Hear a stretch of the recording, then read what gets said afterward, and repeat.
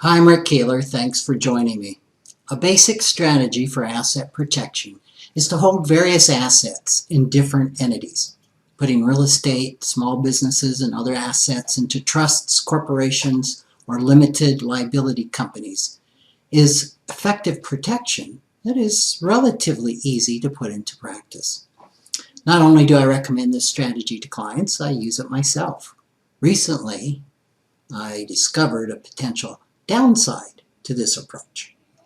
About 25 years ago, I invested in some rare coins in a corporation I owned and put them into a safe deposit box, which was owned by the corporation. When my business relocated 12 years ago, the safe deposit box billing was not forwarded to the new address and subsequently was never paid again.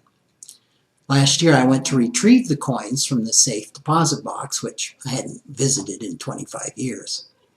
I discovered the box had been drilled open 3 years earlier, and my collection turned over to the Unclaimed Property Division of the state's Treasurer's Office.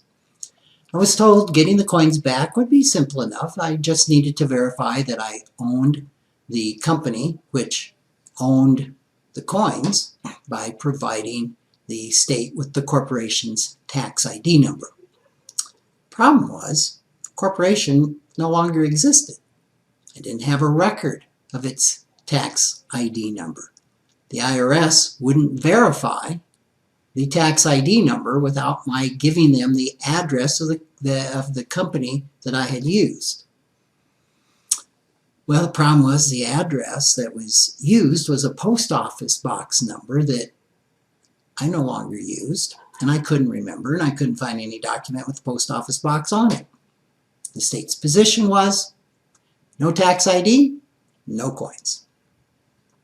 The only verification of my identity as owner of the corporation was my signature on the bank's safe deposit box application. Eventually, with the support of bank officers who were willing to swear that I was who I claimed to be, I got my coins back. The hassle involved with this process was a reminder of an important component of asset protection. Keep accurate records so you don't end up hiding assets from yourself.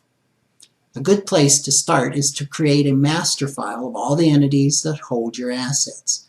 This can be any system that's easy for you to use, a computer spreadsheet, set of file folders, or a single paper list.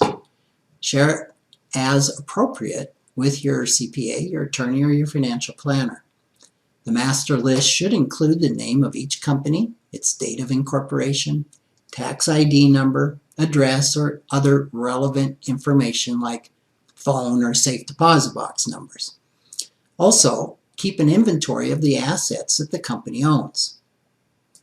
Once you've created your master list, it's essential to keep it up to date as you buy or sell assets, close companies, or transfer ownership. Set up a system as well to remind yourself of tasks like filing returns, completing minutes of annual meetings, submitting annual corporate reports, and paying the safe deposit box fees.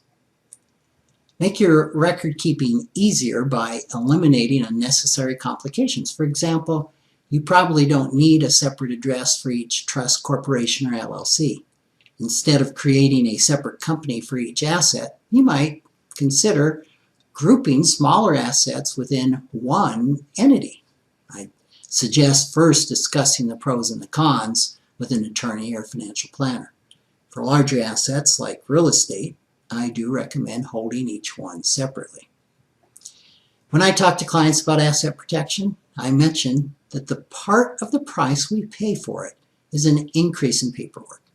It's easy to accept that idea with casual good intentions. The case of my reclaimed coin investment is a good reminder of the importance of keeping up with that paperwork.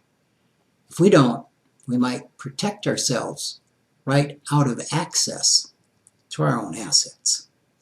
Thanks for joining.